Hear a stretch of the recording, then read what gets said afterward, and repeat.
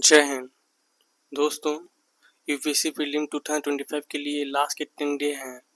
इस टाइम पर कुछ ऐसे एस्पिरेंट हैं जो सीरियसली पढ़ाई कर रहे हैं और कुछ ऐसे भी हैं जो सीरियसली पढ़ाई तो कर रहे हैं लेकिन ये 10 डे में सीरियस होकर पढ़ना चाहते हैं। इन सभी के लिए वीडियो है जो यूपीएससी प्रीलिम 2025 के लिए प्रिपरेशन कर रहे हैं और मैं गारंटी देता हूँ ये वीडियो देखने के बाद आपको और किसी भी स्ट्रैटेजी रिलेटेड वीडियो देखने की ज़रूरत नहीं है। First point, don't prepare with multiple material. पहले हमें ये याद रखना है कि हमारे पास लास्ट के 10 डे बच गए हैं और इन दिनों पे हमें क्वालिटी पर फोकस करना चाहिए, ना कि क्वांटिटी पर। इस टाइम पर स्टूडेंट एग्जाम के प्रेशर से पैनिक होकर बहुत सारे स्टडी मटेरियल, कोचिंग के नोट्स और बहुत सारे करंट अफेयर की मैगजीन ले लेते हैं लेकिन उसे पढ़ नहीं पाते। लेकिन हमें ये गलती नहीं करनी है। इस एग्जाम को क्रैक करने के लिए एक ही स्टडी मटेरियल को बहुत बार रिवाइज करना पड़ता है। Second point, focus on main 8 subject. UPSC के प्रीलिम क्रैक करने के लिए ये 8 सब्जेक्ट पर फोकस करना चाहिए। Mainly history, geography, political science, economy, science and tech, environment, CSAT और करंट अफेयर। हमारा थर्ड पॉइंट है नेवर अवॉइड सीसेट प्रैक्टिस।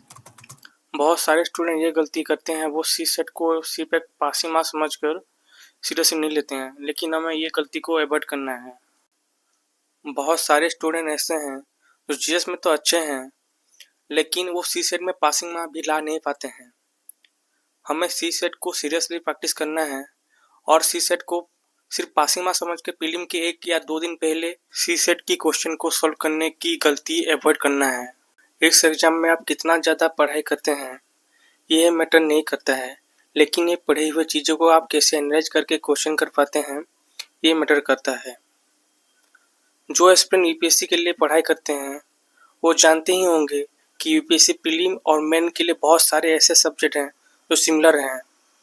हम उस सब्जेक्ट को एक साथ पढ़ते हैं और मेंस के लिए आंसर राइटिंग की प्रैक्टिस भी करते हैं, लेकिन प्रीलिम के लिए ऐसा कुछ प्रैक्टिस नहीं करते हैं।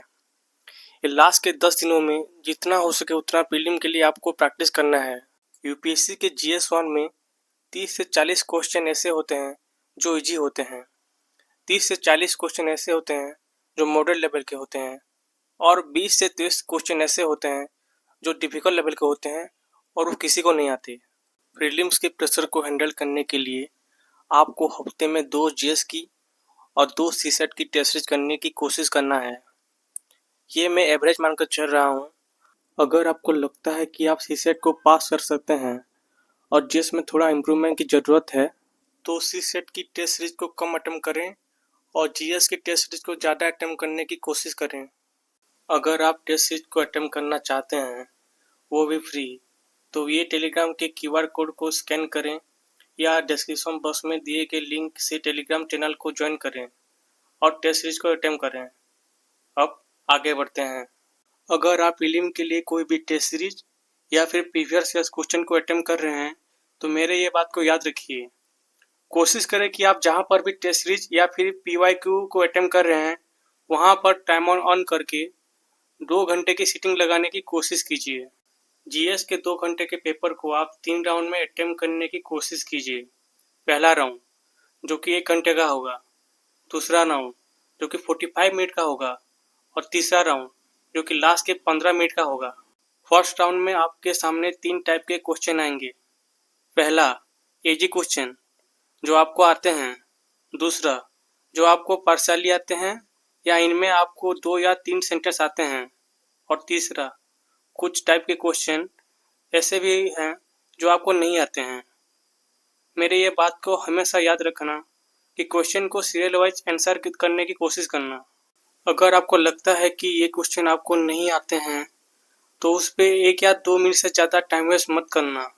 फर्स्ट राउंड जो लगभग 1 घंटे का है उस टाइम पेपर सॉल्व करते वक्त जो आपको इजी क्वेश्चन लगता है वही करना और उसके साथ साथ आपको उस क्वेश्चन को टिक लगा देना है। जिस क्वेश्चन में आपको डाउट या फिर उस क्वेश्चन का 1 या 2 सेंटेंस आपको आते हैं उस क्वेश्चन के नंबर पर आपको सर्कल डाल देना है और लास्ट में जो क्वेश्चन आपको नहीं आते हैं उस क्वेश्चन के नंबर पर आपको क्रॉस मार्क लगा देना है। आपका क्वेश्चन पेपर कुछ ऐसा लगेगा। फर्स्ट आवर खत्म हो जाने के बाद 30 से 40 क्वेश्चन आपने इजीली सॉल्व कर लिया होगा। सेकेंड राउंड में आपको उस क्वेश्चन पर फोकस करना है जो आपको पार्शियली आते हैं। ऐसे क्वेश्चन में आप इंटेलिजेंट गैस कर सकते हैं। सपोज एक क्वेश्चन में आपको दो स्टेटमेंट अच्छे से आते हैं और स्टेटमेंट बी और डी। अगर आपको पता है कि स्टेटमेंट बी और डी करेक्ट स्टेटमेंट है और दिए गए ऑप्शन में हैं, तो उसे बबल में फिल कर लीजिए। अगर ऑप्शन में सिर्फ बी और डी स्टेटमेंट नहीं है, उसके साथ और कोई स्टेटमेंट है, अगर आपको लगता है कि आप उस स्टेटमेंट को जानते हैं या फिर श्योर हैं, तो उसे बबल में भर लीजिए। हम इससे एक एग्जाम्पल से समझते हैं। ये क्वेश्चन जो कि 2022 के प्रीलिम में आया था। Consider the following statement. Statement 1 है, Vietnam has been one of the most largest growing economic in the world in the recent year. हमारा सेकंड स्टेटमेंट है, Vietnam is lead by the multi party political system. और third statement है, Vietnam economic growth is linked to its integration with the global supply chain and focus on export. हमारा fourth statement है, for a long time Vietnam low labour cost and stable exchange rate have attract global manufacture. हमारा last statement है, Vietnam है the most productive service in the Indo Pacific area. इसमें हमें पता है कि स्टेटमेंट 4 और स्टेटमेंट 3 ये दो स्टेटमेंट सही हैं। हमें क्वेश्चन पेपर में देखना है कि स्टेटमेंट 3 और स्टेटमेंट 4 किस ऑप्शन में आते हैं। यहाँ पर स्टेटमेंट 3 और 4 के साथ स्टेटमेंट 1 भी आता है और हमारा करेक्ट आंसर होगा ऑप्शन सी। इस टाइप के सॉल्विंग मेथड को हम इंटेलिजेंट गैस कहेंगे। सेकेंड राउंड में आपका ज़्यादा क्वेश्चन हो गया होगा। थर्ड राउंड जो कि 15 मिनट का है। अगेन जो क्रॉस क्वेश्चन है, आपको उस सब क्वेश्चन को सॉल्व करने की कोशिश करना है। GS1 इट्स ऑल अबाउट करेज। इस लास्ट टाइम में आपको जितना हो सके उतना क्वेश्चन अटेम्प्ट करने की कोशिश करना है। ये स्टेटमेंट बोलने के बाद आप सब लोग मुझे पागल बोलेंगे, लेकिन यही स्ट्रैटेजी है। इसीलिए यूपीएससी एग्जाम को इंजीनियर सबसे ज़्यादा क्रैक करते हैं। लास्ट टाइम में आपको जितना हो सके उतना क्वेश्चन को अटेम्प्ट करने की कोशिश करना है। इसका मतलब यही नहीं है कि आपको एग्जाम में कुछ भी नहीं आता और आप सब क्वेश्चन करके चले आएंगे।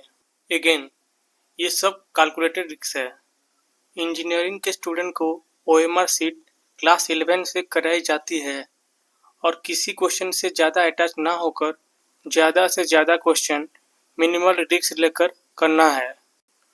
अगर आप CSET की टेस्ट सीरीज अटेम्प्ट कर रहे हैं जिसमें 80 क्वेश्चन आते हैं और जिसमें आपको सिर्फ पासिंग मार्क चाहिए होता है जो है 66 मार्क। CSET की पेपर में पासिंग मार्क से ज़्यादा लाने के लिए हम 2 राउंड में पेपर सॉल्व करने की कोशिश करेंगे।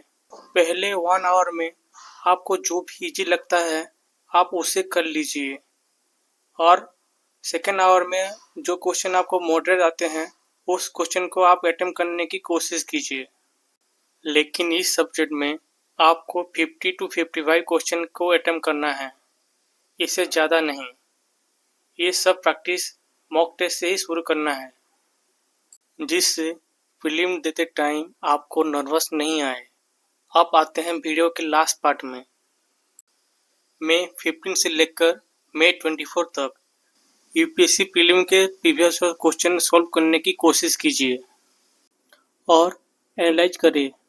अगर आपको यूपीएससी प्रीलिम या यूपीएससी के PYQ से रिलेटेड वीडियो चाहिए तो कमेंट कीजिए। मैंने जो बात इस वीडियो में बोला है, अगर आप इसे सीरियसली फॉलो करेंगे तो इस बार आप यूपीएससी प्रीलिम में ज़्यादा मार्क्स ला सकते हैं। And all the best for your exam.